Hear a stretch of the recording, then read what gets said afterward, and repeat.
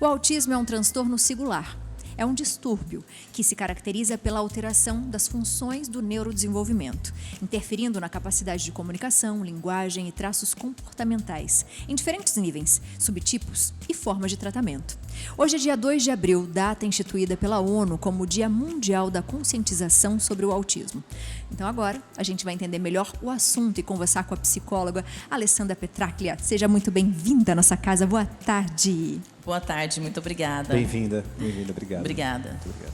A gente até falou no comecinho do programa, doutora, que a gente tem falado tanto sobre autismo hoje, né? Sobre o transtorno do espectro. E isso é positivo, porque parece que antes a gente não falava tanto sobre o assunto. Você encara isso como positivo? Como tem sido para você? Isso é muito importante, muito positivo, até porque esses estudos, eles são aprimorados ao longo dos anos. Então, quando eu me formei, há 20 anos atrás, veja só, né, em 2004, né, lá em Minas Gerais, na Universidade do Estado de Minas Gerais, mudou-se muito a nomenclatura, a avaliação, pouco se falava, até não podia muito, sabia? Até na nossa área acadêmica, né? Enquanto estudante, né? Então, era um tabu. Por quê? Porque não existe exame, mas sim uma avaliação clínica multiprofissional. O que é multiprofissional? De um psiquiatra, um psicólogo, um neurologista, se for o caso, né? Porque, como você disse aqui na abertura, existem várias formas que se apresenta o autismo e depende da intensidade, né? Então, nós temos aí 3 tipos e níveis de acordo com o DSM-5, que é o Manual de Classificação dos Transtornos Mentais. E a gente usava uma forma pejorativa de falar, porque a gente não sabia como falar, né, sobre esse assunto. Isso. E assim, a gente tinha dentro da nossa convivência, né, nos bairros, enfim, era uma coisa até, entre aspas, comum. Só que a gente não sabia como nomear, né? Ficava uma coisa meio estranha, né? Sim. E você acha, doutora, que isso se dá também ao fato de adultos cada vez mais descobrindo também de forma tardia, né? Sim. Eu já tenho alguns pacientes ou que descobriram esse diagnóstico tardio ou que têm filhos, né, com esse espectro. E aí já me perguntaram também, mas por que agora está aparecendo tanto, né? Nossa, antigamente quase não tinha. Não é isso, é porque não tinha o diagnóstico tão assertivo quanto hoje. Que bom, né? Hoje nós temos avaliação, ferramentas que auxiliam nós profissionais para a condução do tratamento e diagnóstico. Doutora, quando os pais têm o transtorno, é possível que os filhos também tenham ou não tem muito a ver? Sim, pode ser sim. Então, nós temos que ver que é uma condição multifatorial. Né? Há condições genéticas por estudos, ambientais também, mas é uma soma de tudo isso. É claro que a gente tem que ver a parte genética também, mas hoje já tem estudos, né, da questão da internet, das redes sociais. Às vezes a criança não tem o espectro autismo, né, o transtorno de espectro autista, mas às vezes é diagnosticado, ainda há equívocos, tá? Mas é porque ela está tão focada na rede social, na internet, né, com esse hiperfoco só lá, assim, poxa, acho que meu filho, né, tem autismo. Não é bem assim. A avaliação é minuciosa, requer cuidado, né? Não se pode taxar tudo como autismo, tá? Banalizar, banalizar. Acontece muito isso E mesmo, aí, né? às vezes, o adulto também que está passando por algum problema, uma depressão, e aí começa a se isolar. Eu sou autista. Não, mas vamos ver, às vezes não é autismo, às vezes é outra condição do transtorno mental. Então, isso tem que ser muito bem avaliado, porque no meu caso como psicóloga, eu não faço rotulações, jamais, nós não podemos. O médico, sim, ele faz um diagnóstico preciso, ou não, né? Porque normalmente, se do transtorno do espectro autismo também é difícil dizer, não, ele é. Não, a gente não fala ele é. Sabe? Ele encontra-se nesta condição e tem tratamento, né? Porque nós não gostamos, eu não gosto de rotular, mesmo que a criança ou o adulto, né, realmente esteja dentro desse espectro, tem que tomar cuidado, porque tudo tem tratamento, tudo tem como um processo, né, para ser cuidado, para ser olhado, enfim. Eu queria que você falasse um pouquinho dos níveis, né? Porque a gente tem um depoimento que acho que vai encaixar um pouquinho. Eu queria que você explicasse, doutora.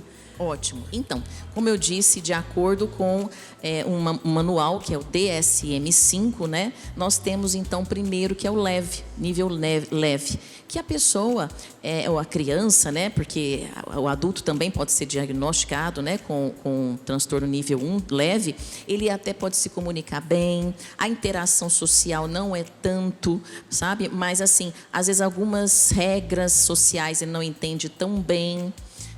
Às vezes não entende a ironia, o sarcasmo, alguns traços faciais, então é tão sutil. E aí ele tem alguns sintomas ali, né? Mas ele ainda consegue fazer as atividades da vida diária, trabalhar, estudar, sem tanto comprometimento. Tem uma hipersensibilidade auditiva, sensorial, mais leve. Né? E aí nós temos também o nível moderado. O que é o nível moderado? A pessoa ela já tem tudo isso que eu disse no leve um pouco mais acentuado, uma hipersensibilidade maior auditiva, lugares com muito barulho, né?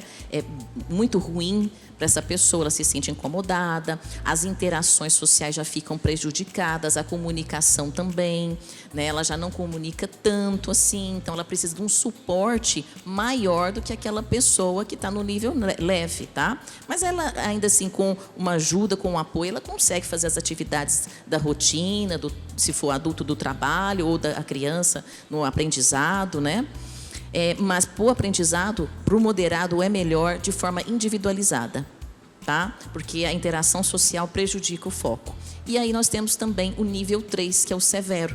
E aí sim, há um comprometimento muito grande na fala, na interação social, né? Nessa comunicação, de se expressar. Então, na fala, precisa de uma fonoaudióloga, de uma equipe multiprofissional, na verdade, terapeuta ocupacional, psicólogo, médico, né? Toda uma equipe ajudando, dando suporte para essa criança, tá? Que tem essa dificuldade de seguir, né, com a atividade da vida diária, porém essa criança já gosta de atividades mais únicas e não sociais, mas ela com ela mesma, e pode até ter também comportamentos de autoagressão, né, comportamento repetitivo. Isso acontece no moderado também, né, mas no severo mais ainda. Então, movimentos, comportamentos repetitivos e até de autoagressão, né, que é bater a cabeça, enfim, né? E aí realmente é um caso mais severo. A gente tem um depoimento, vamos assistir para a gente pensar depois como que a gente pode se comportar, né? De uma forma respeitosa também com as pessoas, em compreender um pouquinho mais. Vamos assistir. Meu nome é Luana, sou mãe do Lucas, autista nível 3 de suporte não verbal. O diagnóstico do Lucas eu tive há 1 ano e meio, quando ele tinha 1 ano e meio. Não foi um diagnóstico difícil pelas características, o atraso de fala. Então, assim, não foi difícil o diagnóstico. Com 1 ano e meio para 2, começamos a terapia e hoje ele está nessa clínica até hoje. A dificuldade que eu tenho maior do Lucas é a questão da agressividade dele. Pela falta da fala, a agressividade do Lucas acaba sendo muito grande. A gente tem dificuldade para sair, a gente tem dificuldade que ele frequente a escola, temos dificuldade para ele conseguir ficar nos ambientes, socialização com as pessoas, com as crianças, eu tenho sempre que ficar ao redor dele, porque aí as crianças não entendem o que ele quer e aí é onde ele pode se desregular. Ambiente também que ele fique muito solto acaba desregulando ele. Então, hoje a nossa maior dificuldade é essa como família. É o que eu espero que ele consiga diminuir essa agressividade, que a fala consiga ser funcional, que ele consiga se comunicar melhor, tanto pela fala como pelo outra alternativa, iPad, então que seja uma coisa que ele consiga se comunicar. Hoje o que eu espero é isso, que a comunicação dele seja funcional. Então é o que eu espero e é o que eu desejo para ele hoje. Nossa, muito bom. É importante isso, né, doutora? Quando a gente fala da pessoa que tem o transtorno, a gente também está falando de uma família. Como cuidar dessa base toda da família, né? No caso da mãe, dos pais, do Lucas e a sociedade. Como é que a gente consegue fazer com que tudo isso funcione? Então, o apoio da família é essencial. Tudo tem que ser trabalhado ali, né? A escola, a família, a criança e a sociedade. A sociedade é fazendo o que nós estamos fazendo aqui, levando essa informação, esse conhecimento fidedigno, porque tem muita coisa errada na internet, né? Que promove o preconceito e a discriminação, vocês sabem. Então, nós devemos fazer isso enquanto sociedade, enquanto pessoas, enquanto profissionais, sabe? Realmente entender essa mãe que está passando por tudo isso, sabe? Ela precisa também de apoio emocional, Sem de suporte dúvida. psicológico, sim. Então, é um conjunto, realmente, uma rede de apoio que essa mãe precisa, que essa criança precisa. Eu tenho uma grande amiga, né, que tem um Raulzinho, também tem. E ela fala pra gente que ela comemora sempre quando ela consegue uma vitória. Ela fala, cara, é um trabalho de formiguinha, todos os dias, né, doutora? É a repetição também das coisas. Sim. Isso ajuda bastante, né? A coisa bem Sim. lúdica, assim. Sim. Queria que você falasse um pouquinho sobre isso, sobre as maneiras mais práticas que a gente consegue ajudar, por exemplo, no dia a dia. Sim. Vocês colocaram aqui muita informação. Se colocar tudo de uma vez para uma criança do espectro autista nível 3, vamos colocar severo, né? Como da criança aí, né? Da mãe, da reportagem, às vezes ele vai ficar confuso, não vai ser tão bom. Então, hoje nós temos vários tipos de tratamento, até dentro da psicoterapia mesmo, né? Com psicólogo, tem com terapeuta ocupacional, fonoaudiologia. Então, nós temos todo esse tratamento multiprofissional. Já na minha área, né, psicologia, nós temos aí a técnica ABA, que é a sigla, que é a análise do comportamento, né? Que é muito eficaz, a ABA, e a terapia comportamental. É claro que jogos lúdicos vai depender, porque é importante dizer que, como nós somos únicos e nós temos que ser tratados de forma única, os autistas também.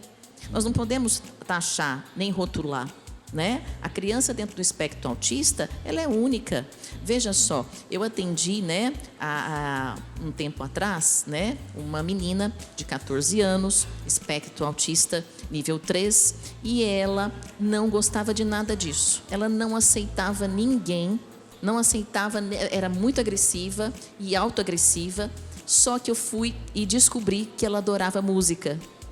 E na época, né, a Britney Spears aí estava no auge e ela amava. Quando colocava Britney Spears, ela parava, ela começava a sorrir, né? E aí só que aí não parava. Era algo muito repetitivo. Começava a dançar e não, agora é hora de desligar. E não parava, então é muito único, né?